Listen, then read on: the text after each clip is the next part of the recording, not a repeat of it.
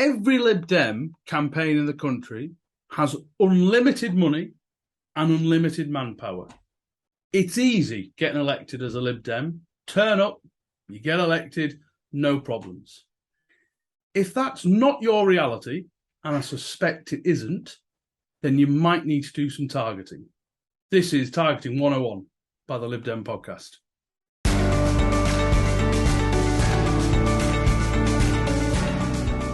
Welcome back to the Lib Dem Podcast, and we're on an episode where we're not talking about the crazy circus that is this government. We're going back to some of the things we used to do long time ago. We're talking about actually campaigning. A bit of advice for you, a bit of guidance from our brilliant panelists, and we're going to do it specifically this time on targeting. Now, targeting can mean all sorts of things. It can be meaning about targeting a demographic in a particular ward. It can be actually targeting on a national scale, which we are going to have to do in the run-up to a general election. It's a really complex issue. We've touched on it on other podcasts, whether it's about election packs, whether it's about how you get your vote out, whether it's about starting from scratch. But targeting is absolutely key. So we're going to talk about how you target, who you should target, how you can make use of it, and also, and what we're going to start off with, is what is targeting.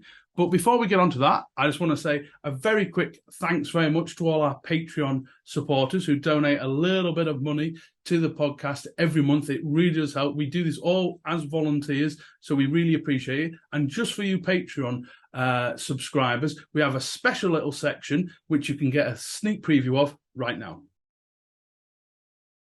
I think it can go wrong when you don't have enough people door knocking, by which I mean you only have data from the candidate. And the candidate's data is notoriously less reliable. Somebody who his name is not on the ballot paper and so is not quite as emotionally invested. And I say this as a candidate. People don't want to tell you that they're not voting for you, but they're quite happy to tell your mate up the road that they're not voting for Lisa. Useless, whatever. So we had it in, we have some experience of losing a key campaign, losing a key ward, and a key campaigner was the candidate in that ward by 2 votes. And that was partly because we thought, it's candidate-itis, but actually not enough people had knocked on doors, so we didn't know. We couldn't get a sense of it properly. And so it's getting enough variety and enough experienced campaigners knocking on doors so it's not just one person. Okay, that was a sneak preview. That's just for our Patreon subscribers. So if you do want to do that, head over to Patreon at Lib Dem Pod, and you will be able to sign up for £3 a month. And like I say, it helps keep the podcast going. But now that's done with, let's introduce our panel. So first up, we have Sam Al-Hamdani from Oldham. Hello, Sam. Hello. Welcome back. Are you well, Sam? Chipper as ever. Oh, great. Well, okay. That's a good start. Right. Someone who's always chipper is Hannah Kitchen, the leader of the Barnsley Lib Dems. Hello, Hannah. Hi there, John. Hi, everyone. And last but by no means least, we have Lisa Smart, our parliamentary candidate for Hazel Grove, one of our key target seats. So she knows about targeting, and also a long-time local government councillor as well. Hello, Lisa. Hi, John. Right, guys, let's go with the simplest of simple questions. I'll go with Lisa first. What is targeting? Targeting is concentrating your resources, because as you said at the start of the show, we have limited resources, whether that's money, whether that's people, whether that's time. It's concentrating those resources to maximise your impact. So whether that's winning, whether it's coming a good second with the idea of winning next time, it's concentrating, focusing, prioritising to maximise your result. I suppose, Lisa, let's take it to the widest possible extent we can. So we are in, I want to say, the run-up to a general election. Everyone's now thinking about it. And there's lots of talk, both in the media and in local parties, about targeting on a general election level. Anyone that's read the Thornhill report knew we targeted too widely last time and didn't focus in our efforts. So it's a key part of us winning more MPs is targeting. Is that correct, Lisa? That's 100% correct. And under first past the post, you only get elected if you get more votes than everybody else on that ballot paper. And under a different system, we would campaign differently. We would prioritise differently. We'd probably run all of our messaging and our prioritisation completely differently. But for the time being, until we get more Lib Dems elected, we've got first past the post. And so we only win in those places where we really, really focus our efforts. So within the borders of those target seats, those target constituencies, that's where any effort you have, particularly in that short campaign of a general election, that's when you can have the most impact, maximise our votes, maximise the number of Lib Dem MPs returned to Parliament. Because not all of us are immediately thinking of the general election, it is important to stress, and this is what we're going to talk about going forward, it's all about subsets of that as well. So you might be thinking, okay, can we target a particular ward, Hannah? And that is another key component, because myself and you we both have several wards within our council areas. We don't go after every single ward. We're very selective in which wards we target. Yeah, that's right, John. So obviously when you break it down, obviously parliamentary level, you're looking at constituencies which involve a number of wards. Then you can break it down further than that and look at wards. So if you take Barnsley as an example, Barnsley as a metropolitan borough has got 21 wards, each of which have 3 councillors in them, elected in thirds. So when we started out by wanting to get a Liberal Democrat councillor in Barnsley, we did that by targeting 1 ward. Okay, so pick a ward and win it is a well-known and popular Lib Dem phrase, and that's exactly what we did. Okay, and that can sometimes be quite a hard message to get across to local party executives and to and particularly activists as well, who want to just do 1 leaflet. A lot of people don't like the idea of paper candidates, don't like the idea of just being a name on a ballot paper, and say, well, I don't want to stand on that basis. I just want to do a little bit. We really in Barnsley, if we were to put out just 1 leaflet in some of our wards, that would probably take our votes from 73 to, 112. Yeah, we're not talking about making any kind of difference here. So rather than doing 1 leaflet in 5 different wards, making 5 activists and candidates feel good about themselves because they've done a little bit to get the name of the Lib Dems out there, you instead do, for example, in the same time period, 5 leaflets in 1 ward, and you maximise your impact that way. Tell me to stop on this if you want, but you can go even further in that targeting and look at polling districts within that ward. We'll maybe come to that. And Sam, from your point of view, because we've talked about the geographical targeting, also when you do targeting as well, and we're going to get into this, it's all about, it can be a particular demographic within a ward, within a polling district, and we're going to go through all the different example, folks, of how you can possibly use targeting to help you get your message out. Because it is about message, isn't it, Sam? It totally is about message. If you aren't prepared to target your message, you're effectively just saying, I'm quite happy to waste some of my time and effort. Yeah. It really is that simple, because every time you put something in front of someone which is irrelevant to them, you've wasted your time. It didn't gain you a vote. It probably annoyed the person. So if anything, it's actually achieved the opposite. And I suppose if you're thinking from any other business, and politics, we're in the business, and what we do is in the business of marketing a person or a policy. That's kind of what we do. So if you were any other business in the world, say if you were Coca-Cola, if you had data that suggested that these people do not like fizzy drinks in any shape or form, why would you possibly spend advertising on them? You wouldn't. You would not target those people. You would target people that were interested even slightly in your product. And that's what this is about. Is that a decent enough analogy, Sam? It's not even an analogy. Like, the whole of the polling industry is basically an attempt to define this. Like, it's the biggest part of what we do. And if you don't think about it, you're wasting your time.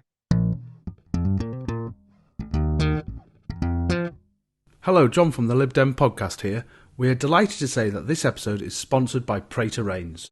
Now more than ever, you need a professional-looking online presence and website. Prater Rains have been helping Liberal Democrat campaigns succeed for 18 years. Their Lib Dem Foci package combines a website, social media and email system to help Lib Dems win. You'll receive great support from real people, fair pricing and a huge range of features to choose from. Praetor Rains are already the bespoke developers for Lighthouse, Lib Dem Draw Online and the LD Directory. They combine a talented system design with an unrivaled understanding of our party, our data and our systems. To find out more, check out the Praetor Rains website at praetorrains.co.uk/liberal-democrats. Right, so we're going to talk now about the kinds of people, voters, that we want to target. So this isn't like a test for the rest of the panelists. I do have a list in front of me, but I'm going to take it out, and we'll go with Sam first since he was last that time. Okay, so a key group of voters that you might want to target, Sam. Let's go for the opposition squeeze party. Okay. So I'll use that term, and some people know exactly what I'm talking about, and some people won't have a clue.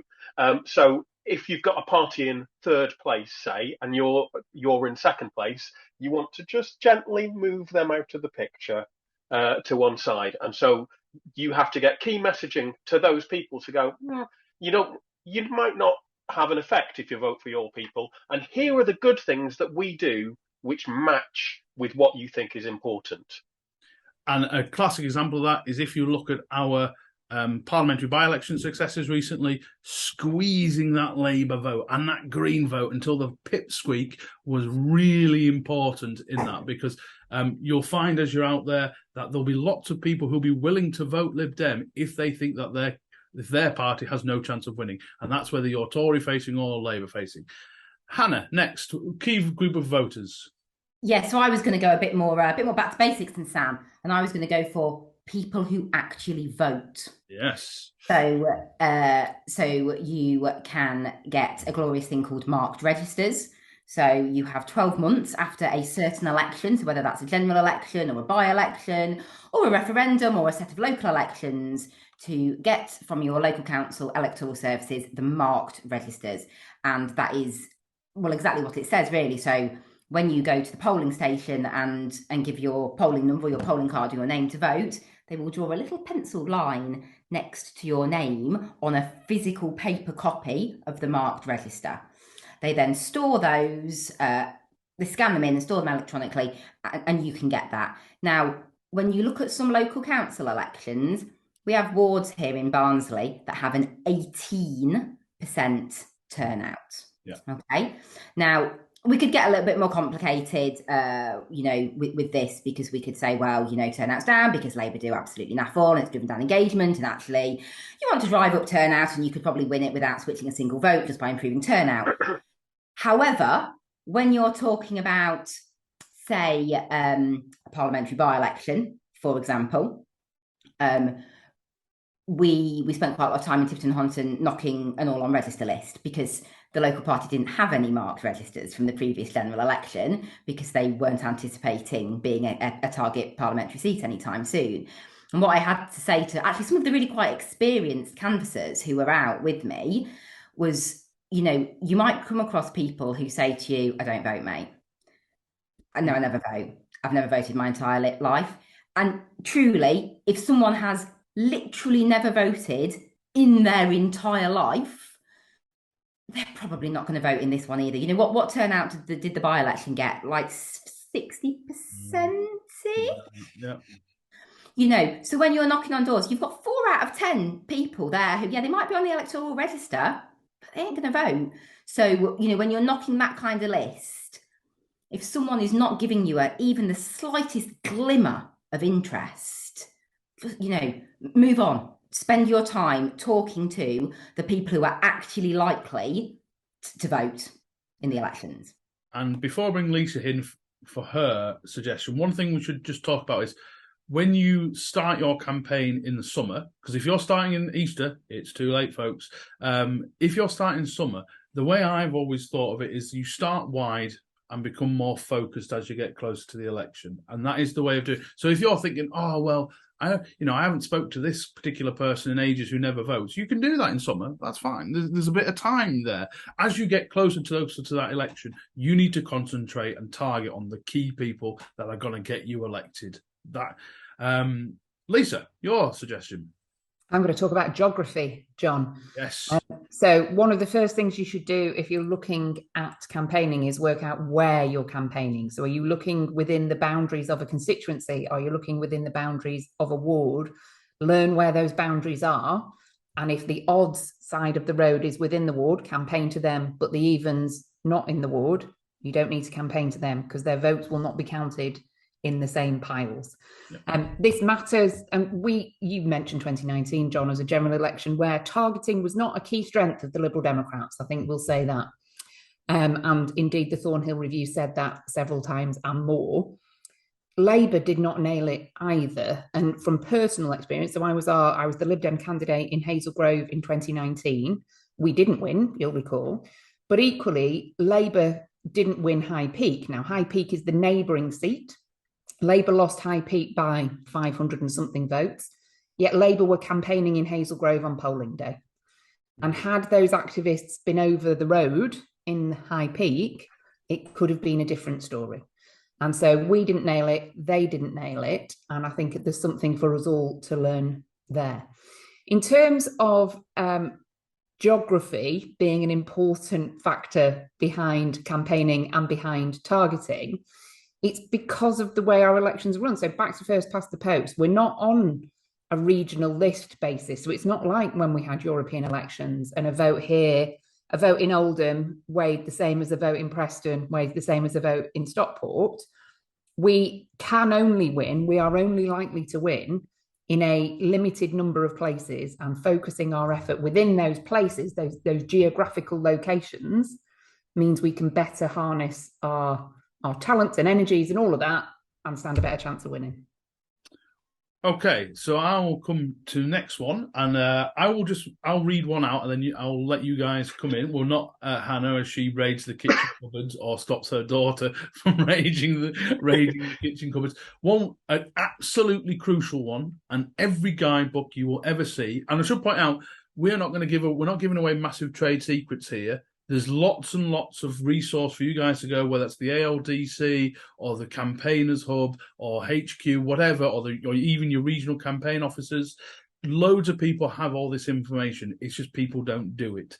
And one of the key groups that you must target is postal voters.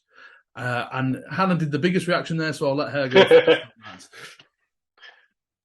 Yeah, absolutely. That was going to be next on my list after people who vote. So in a slight diversion from my previous advice, I would strongly recommend that you don't bother with marked postal voter lists because you're so if you've got two groups of voters, so you've got people that are registered for a postal vote, and then you've got people who go to the polling station to vote. If you look at the differential turnout between those two groups of people, what you will find is whatever your turnout is, whether it's 18%, 35%, 6%, the vast majority of your turnout comes from postal voters. And I know that there are some places where a party has kind of, really worked that postal vote list, made sure they've got all their supporters onto postal votes, really looked after those postal voters. And, and they're looking at kind of like 80-90+% turnout on those postal voters. So, and I'm always of the view that, if a postal voter, fundamentally, if you've bothered to sign up for a postal vote, you do actually actively want to vote. So, sometimes someone might not have voted in a particular election, they don't show up on that marked postal voter list. They might have been ill, they might have been away on holiday. As a general rule, that person is still more likely to vote than anyone that isn't signed up for a postal vote. So I would, as your kind of absolute baseline, if you haven't got time to do absolutely anything else, hammer your postal voters. And you need to get to your postal voters earlier, because you need to remember your postal vote polling day is 2 weeks earlier than your on the day polling day. You have 2 polling days. And so if you wanted to be super, super brutal, which is, to be honest, what we do a lot of time in Barnsley, because we just don't have a lot of capacity, we talk to postal voters, and we talk to people who voted on the day in previous years. That's how we target. But I get very nervous about any attempts to slim down that postal voters list, because they're such an important group. And you can get people into that group as well through the year. So if someone says, "Oh yeah, I always vote Liberal Democrat," but it's getting hard to get down to the polling station, please have a postal voting form. That's the way to do it. And Sam, there you go. Sam has got the postal vote forms, and very useful, Sam, and a sign up something. Yeah. We're literally in the middle of going out to postal voters or not postal voters right now. So we are targeting people who are Lib Dem flavoured voters who regularly vote. They get a nice letter about Annie Kenny, who was who was a suffragette in my ward. So she got people to vote, and she, so you get that, and you get your postal vote thing, really driving people, as Hannah was talking about, to kind of go, look, it's really important that you vote, and I'm targeting people who are more likely to vote for us. One of the real advantages, I think, with targeting postal voters is that thing of they're going to be voting early. So we target with mail postal voters February and March, which is ahead of the schedule for when you're actually starting to count your expenses. So you can target them with more stuff that doesn't get included in that. We canvass them early. So you've got a window there where you're not in your kind of like mad dash electoral panic. Go and target them then, because it's to your advantage. And the more you get, it's that high turnout, you can get them at that earlier stage when you've got capacity. Because trust me, when you're a couple of days out, they'll probably already voted, although there is a little surge of postal votes right at the end. It tends to come in two waves when they just go out and right at the end. So, you might do some at the end if somebody hasn't, but how do you know? And we're going to talk on later in the podcast about ways of getting your targeted messaging out. So this is we're just talking at the moment about the types of people we might want to contact. So postal voters, I think we can all agree. Sam, do you want to come back in, final part on this? Well, I want to add something to that. So Hannah talked before about that likelihood of voting, and I'm going to talk about a different group. So we massively target people to sign up for emails because, and I haven't seen any national research on that, in my ward, we ran the statistics over a couple of years, and people who are on our email list are even more likely to turn out than postal voters. It's only marginally, but they were. And we know that if they've signed up for our postal voting list, they're definitely interested in voting Lib Dem. So that for me is and it's easy to target them. You've got there. It's going to cost you less to get the stuff out to them. They're probably going to vote for you, and they're more likely to vote. I think we don't talk enough about them as a group. If you can get people on an email list, they're a really targetable group. Okay, right. I've got a couple more. So just ones who are connected to a certain issue.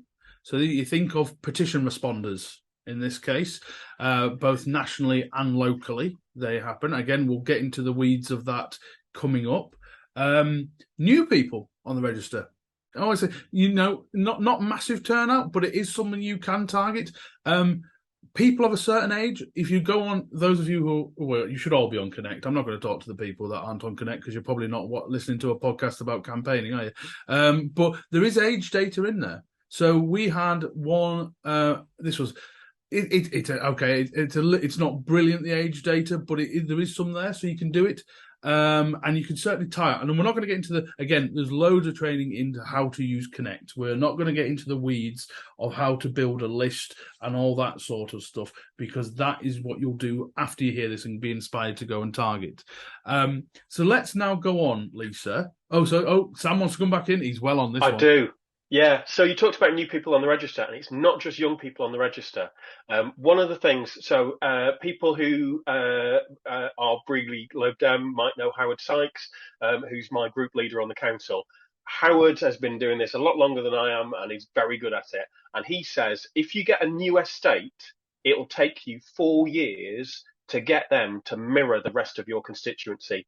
Because if they've moved in from somewhere where Lib Dems don't win, they just don't have the idea that Lib Dems win. And so you've got your new people those new people are a very different set of new people on the register. So it's making sure that people who are new to your area know that this is an area where Lib Dems can win, and therefore, we can vote for them. It will make a difference. But so a lot of people aren't used to that idea. Absolutely.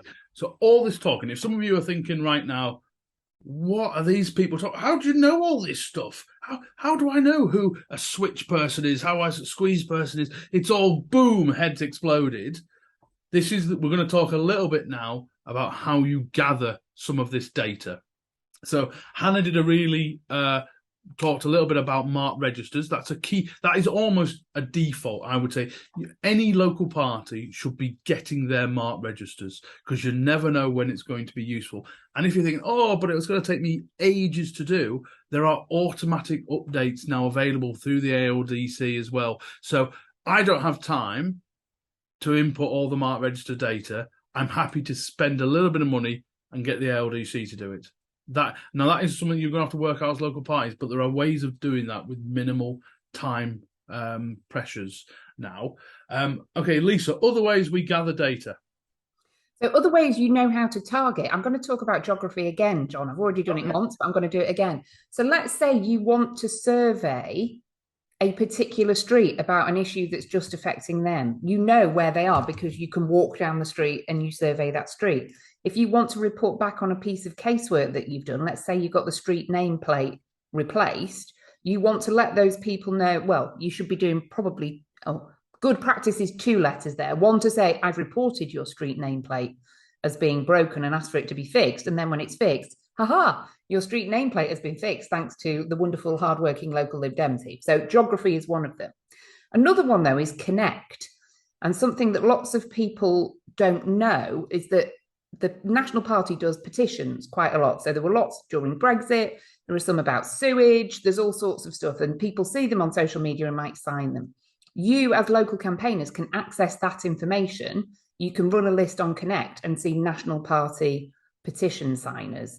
They should probably be included in your target lists as people who are, if they agree with us on sewage or agree with us on PR or whatever, they're more likely to agree with us locally and consider voting for us. So that's one, connect, geography and connect. Okay, Sam, give us some other ways we gather data. Petitions. So if you're running a local petition, don't use the national site. A number of people I've seen, those local Tories haven't realised they keep running all the petitions on change. And it's like ways in which you can guarantee you're not getting people's data to use yourself. Run the petition yourself, have the box, make sure you're all compliant in terms of using people's data, and give them the opportunity to support your petition. So you've got a good campaigning tool, but to sign up for more stuff. You know, anytime you put a piece of paper or piece of electronic something in front of someone, make sure it has something whereby you get some information back on them, and do the same on your website as well. I've lost track of the number of pages on a website that talk about an issue, but then don't give somebody an opportunity at the end to go, oh yeah, I agree with that.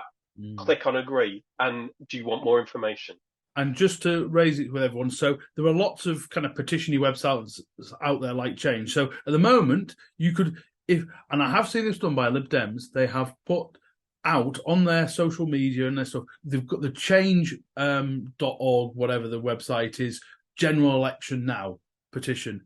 We have our own ready to go on the Lib Dems website. If you go to Lib Dem, if you type in Lib Dem campaigns, you get a list of all the various campaigns the Lib Dems have, whether that's fracking, say British farming, general election now, dentistry, police numbers, whatever it is, use them. That data is then taken and added automatically onto your Connect.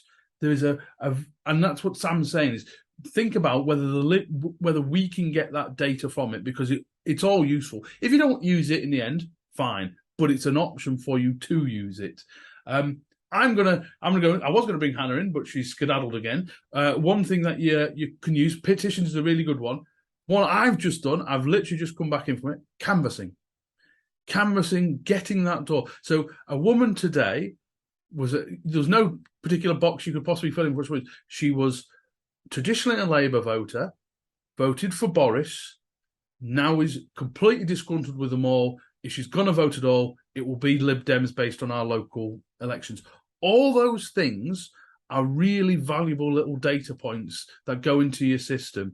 And that's why getting as much data as you can from canvassing is really important, because the messages we will send to her are different from someone who is been Lib Dem throughout. Hannah, ways you can gather data. Yeah, that canvassing is really important, and I know you have a lot of that really good historical data in Preston, John, which is something that we don't have.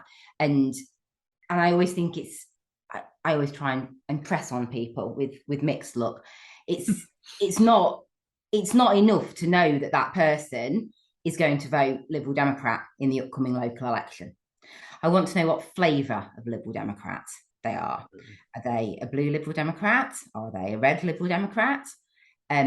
Because that's how we tweak our message. Yeah. And we came up against this in the 2019 election when Penston Stocksbridge was one of the target seats that really should never have been on the target seat list.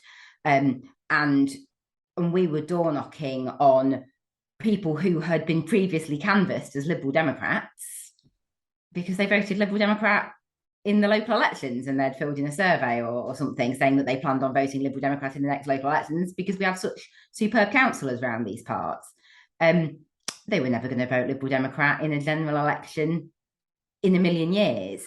But we didn't know where they'd come from. We didn't have that historical data. So when you're door knocking for your parish council by-election, it's not enough just to go, okay, you're voting with them, that's great. You need to ask some other questions. How did you vote in the locals last time? If there was a general election tomorrow, who would you vote for? They're not necessarily relevant to what you're trying to do right now, but they give you that depth of data that is really, really important. Absolutely. So I was just checking that. I had a random dog's head just poke into the room. Other ways we can collect it. So one I've got, and I think Sam, you might have another one, is actually events.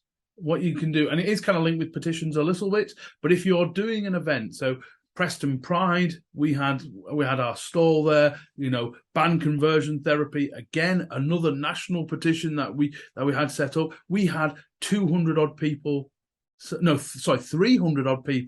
sign that petition, and some of them gave us their email, some didn't, but actually all those people, we can now, once you log them in, we can find out that they have they're interested in that particular issue. Likewise, we've done one on the sewage dumping, again, using events to be able to up your data amount, because it's difficult. It is difficult. And if, when a lot of people may have had bought phone numbers in the past that have been wiped because of GDPR, so building up that phone number bank that you've got, building up an email bank, as Sam's talked about, really important. Any other ways of gathering data Sam? Casework. So if you're a councillor or a campaigner, people are just going to come to you. Now, you have to be careful about the way that you get because if they just message you on Facebook, there's a whole sort of, you need to be aware of what you're doing with their data, and you need to make sure that they give you permission. But if you do something for someone, if you make a difference for them, then they are, one, an amazing person to target because they're so well disposed to you in the first place. But you're having a conversation with them already at a point where they're well disposed. They're like, oh, you've done this brilliant thing for me.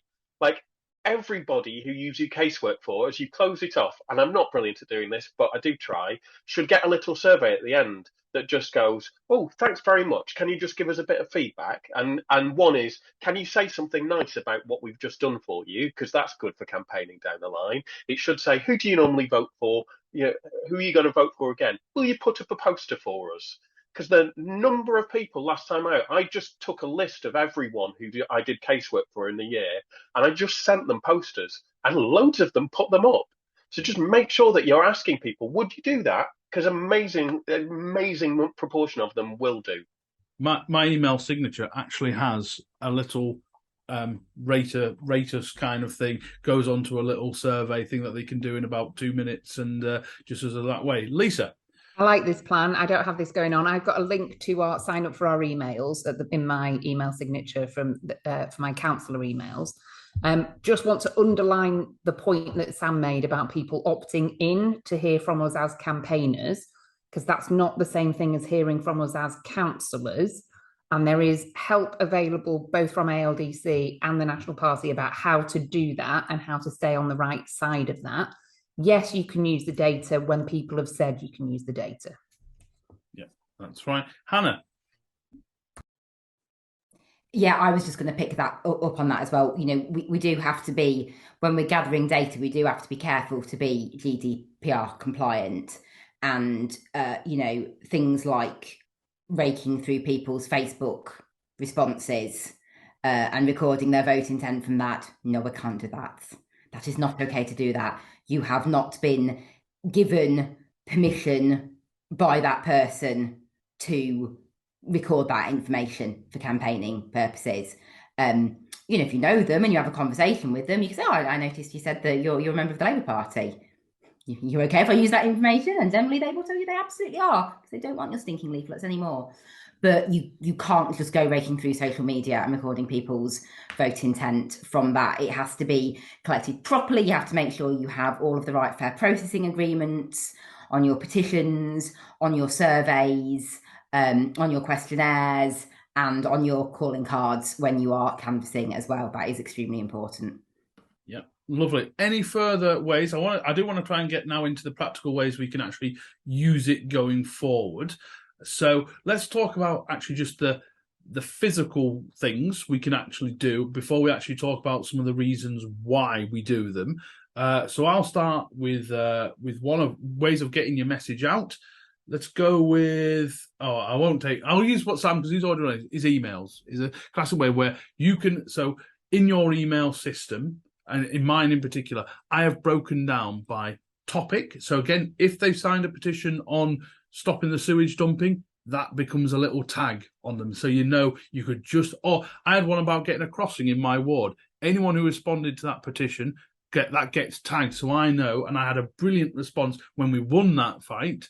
I was able to email and say, "We did it. Thank you so much, everyone, for getting involved." Really important. But also you can do it by geographical area. So I have a non-target wards area. I have one that represents the whole city. I have one at the ward level. So there are really ways. Emails are really good way of being able to target very specific groups, and you can hone your message. Because what might be interested in my ward might have, people don't give two hoots about 3 wards over, but those people in my ward really do. So that email's a good one. Sam, next one.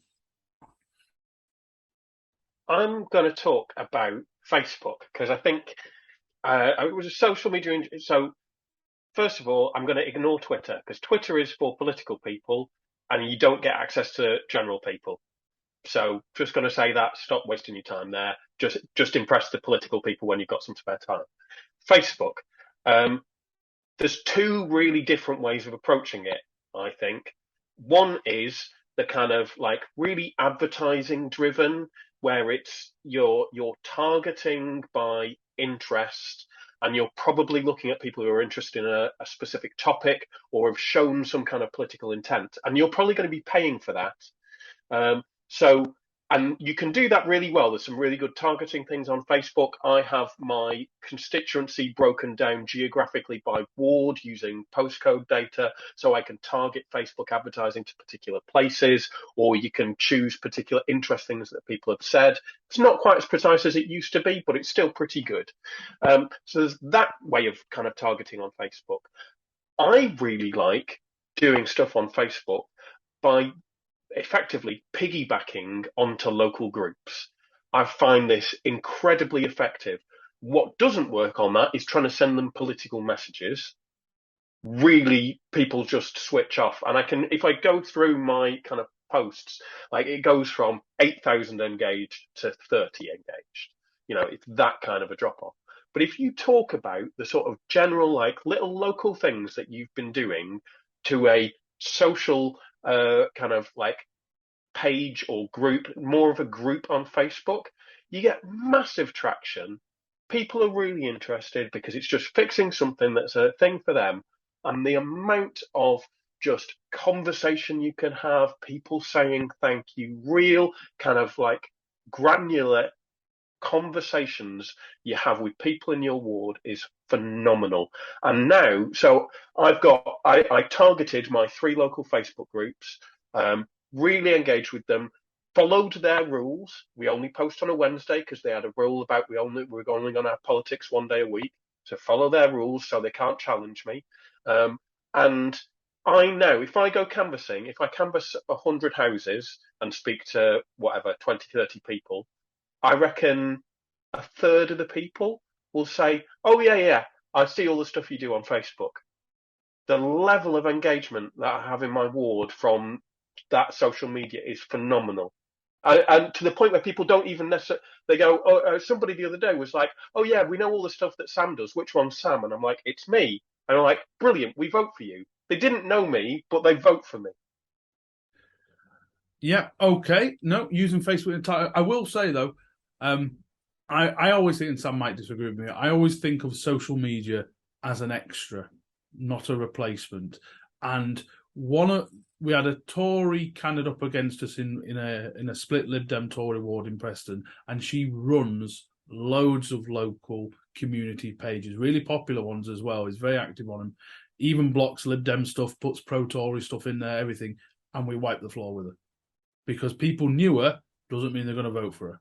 No, but like I say, but you should absolutely do it right. We do targeted Facebook adverts and whatever else, so it is a weapon in your arsenal. Lisa. Yeah, just to agree, before I come on to my point, to agree with you on that, we had the Campaign Innovation Fund that funded a bit of looking at people who campaign just with Facebook, and then Facebook and traditional methods of leaflets. And Facebook is a nice to have additional thing.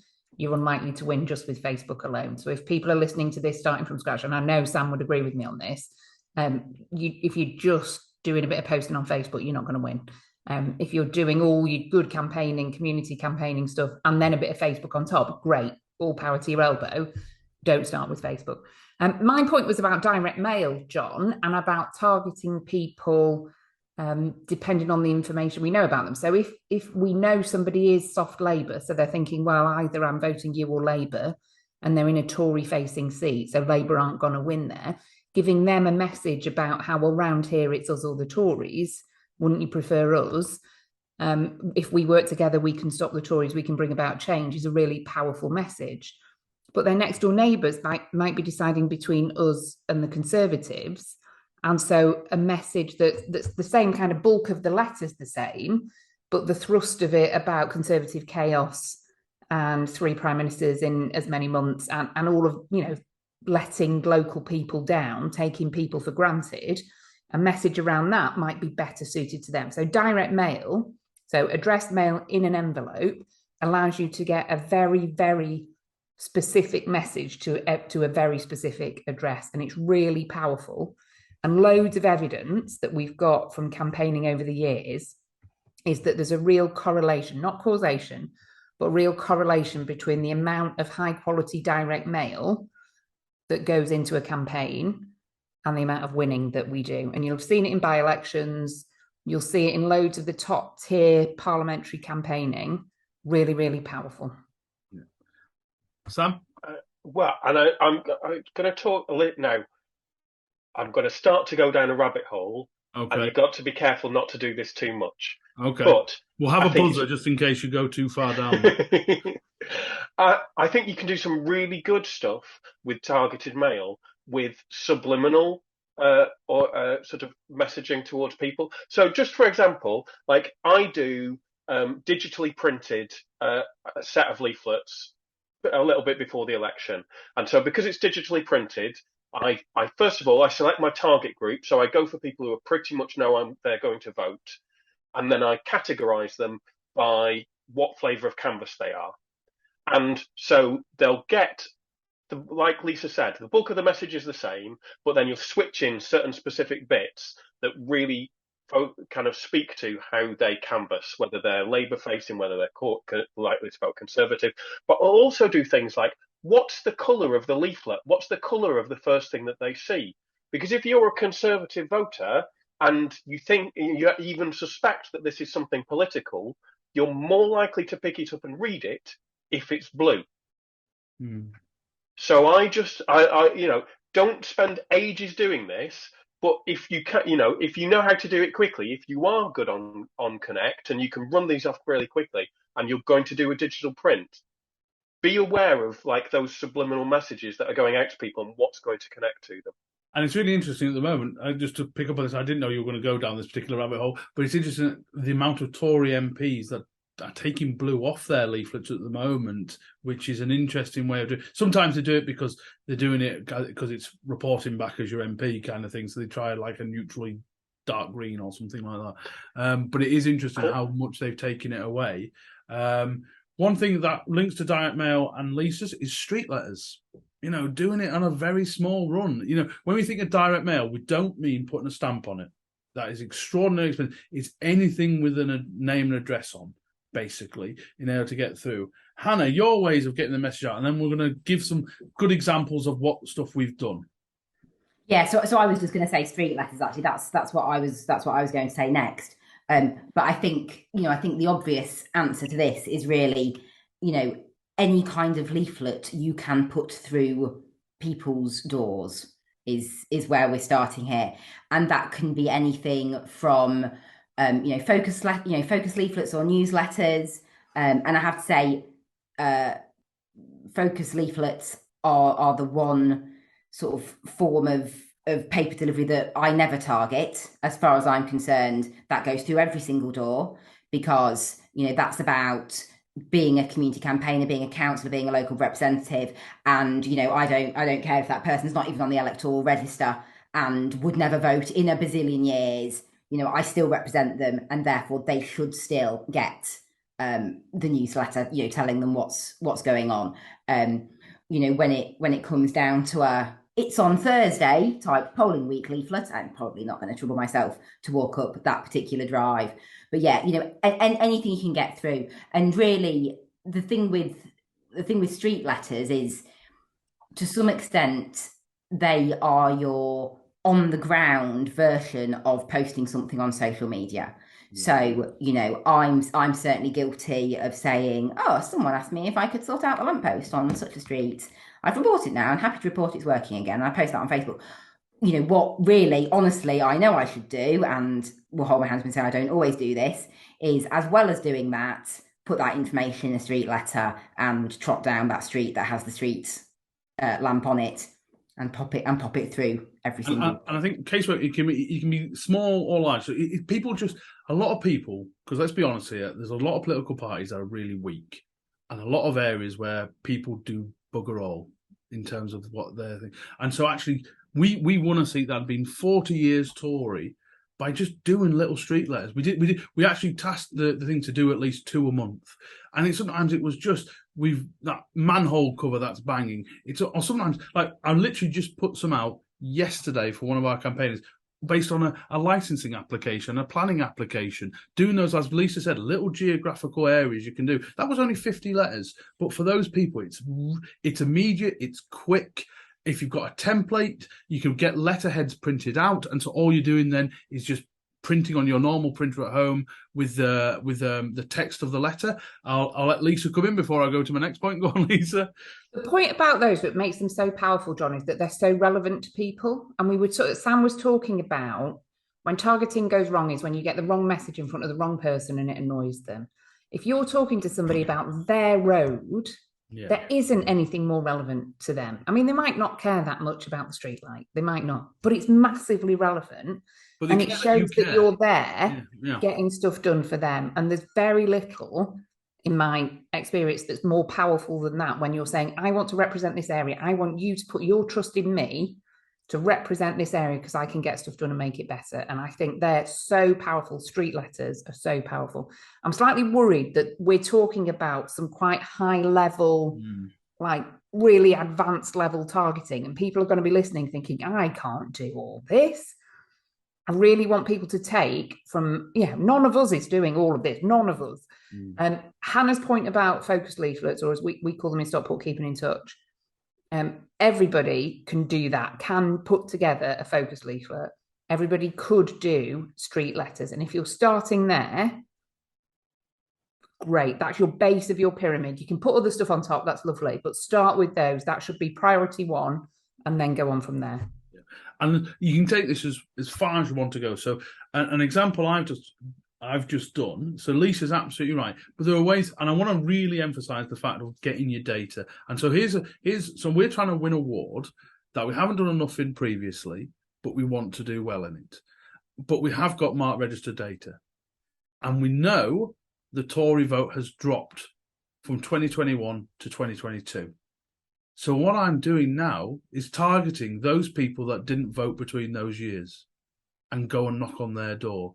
There was and actually what it's proving to me is to be an absolute goldmine of soft Tories or moderate Tories that are looking for somewhere else to vote. And now this is, again, don't be worried. And Lisa's point is absolutely right. You're thinking, well, how can I do that? Who does that? There's loads of help out there for you to be able to. And the worst thing you could do is think, well, it's too complicated, I'm not going to do it. Just there's like I say, genuinely, there's people being paid by the party to help you do this, and they will help you do this. So, Sam, I'll let you come in. Yeah, so this is something that we've just done this summer. And this is kind of, we targeted people that we didn't know about. So we did a specific thing where we ran out stuff for people that in Connect, it said no data.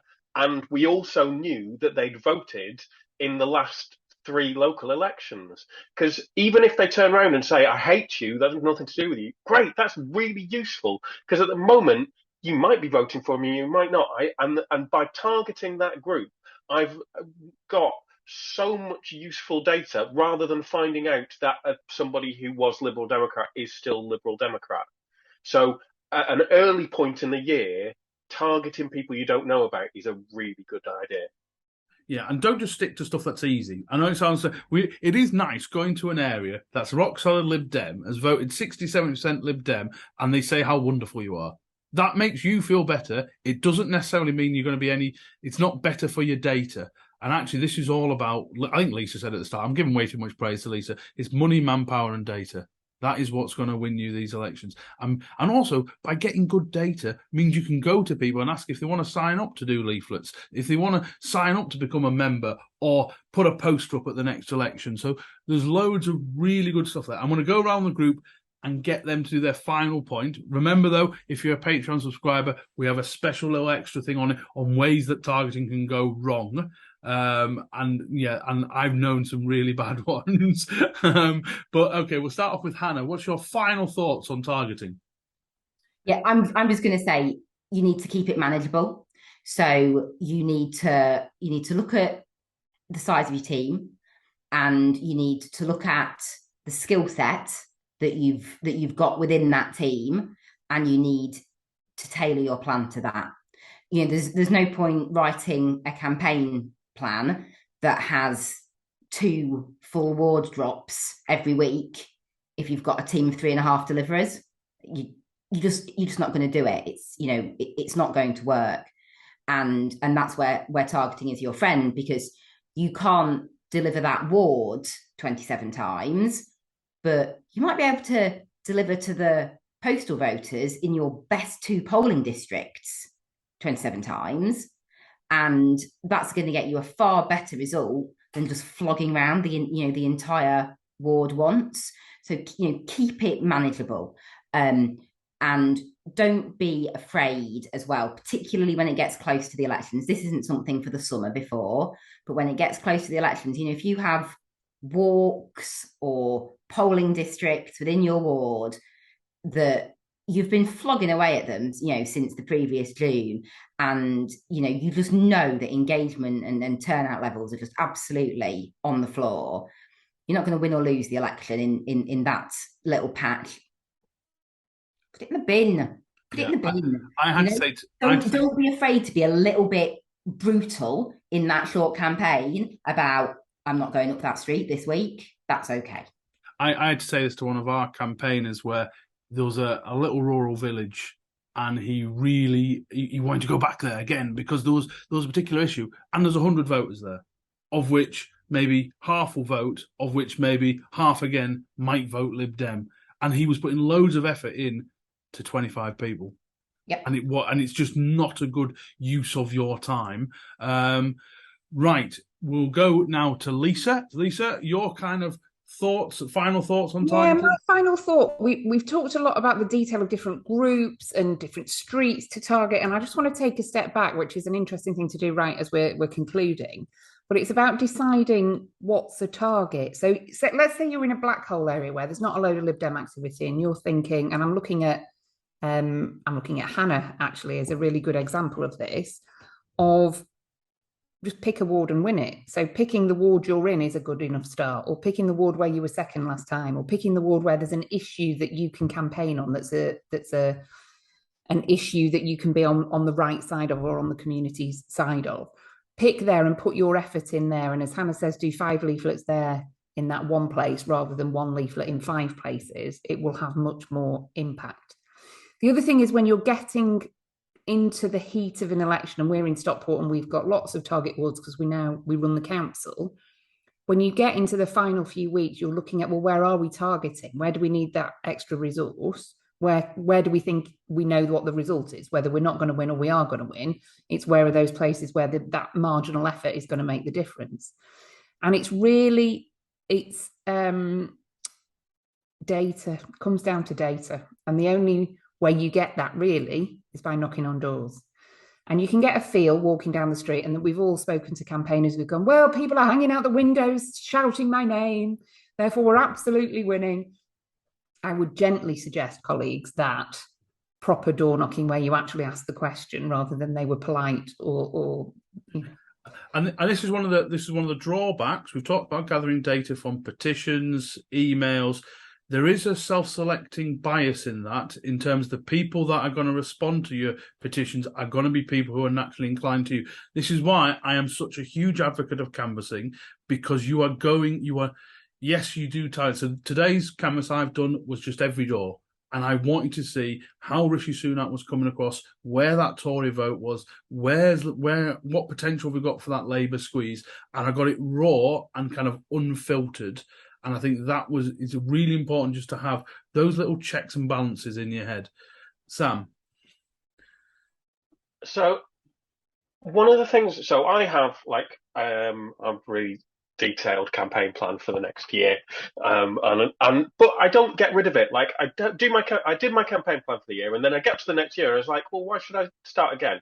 So I've got my campaign plan. I just decide what I'm going to change about it, and that includes things like how I'm going to funnel my targeting. Like I go from really broad, and then I'm going to narrow it down into these groups. But then when I get to kind of towards the end of that campaign period, like it's really intense. And you keep thinking, I don't know about everybody else, like as I'm pounding the streets in that last little bit up to the election, my brain's really engaged and it's going, oh, well, I could do, what about this? And what about this? And what about this? And you're not in a place where you can do those things. So I have a scratch pad that I have with me for that period of time. And all those ideas that I think about, like, oh, wouldn't that be a good idea? And what wouldn't that be a good idea? They just go on there, and I'm happy to abandon them for the end of the campaign because I know they're on my scratch pad. And then when I get post-election and I'm in that lull that we all get, like I don't have to think of ideas. There's a nice handy thing of, oh, could we target this way? Could we do this thing? And then that becomes my tool to then next year, what are the things I need to change about my targeting? What ideas can I try? Like I try so many different ideas. I did the innovation fund that Lisa talked about, and bloody hell, I think I came up with about 30 different ways of targeting. I had I even did a thing where every piece of casework I did in a year, I had an Excel spreadsheet which had the person's name and a sentence about what it was, so I could mail merge a individually written letter to everybody in the ward. I did that once. It was a lot of work, but I got a lot of posters out of it. So don't do that at the point where you're in an election period. Do that when you've got the time to think about it. Be prepared to just throw those ideas to one side until you've got more time to actually target properly. And I suppose a key kind of final point to kind of think on is that sometimes it's where you're not targeting. And that is key. So we have goals, like most local parties, we think, and, if that's not working, you have to sometimes, and it is brutal sometimes, say, look, and particularly during coalition, there were some really ugly chats, and the whole Lib Dems will tell you, how they had to manage going from almost losing every seat one year to protecting 8 out of 10 or 8 out of 12 or something like that, because they knew there were some seats they could not win. I hope everyone's found that useful in terms of time. Like I say, this is just a flavour of what you can do. Like I said, there's loads of resource and help out there for you, but you shouldn't. But basically, if you're not targeting, you're probably not doing as good a campaign as you want. And it's also about putting strain. You know, we're all got really busy lives, and actually targeting can mean that actually you're not actually flogging yourself to death as much as we sometimes do, is actually by targeting your energies efficiently. So thank you to Sam, Lisa and Hannah for coming on this episode. It's been an absolutely brilliant one. It's been nice to do another campaign. What else would you like to hear us talk about in terms of campaigning? We've got a fair few years under the belt on all of us, so we can do that. But thank you to everyone who listens and watches.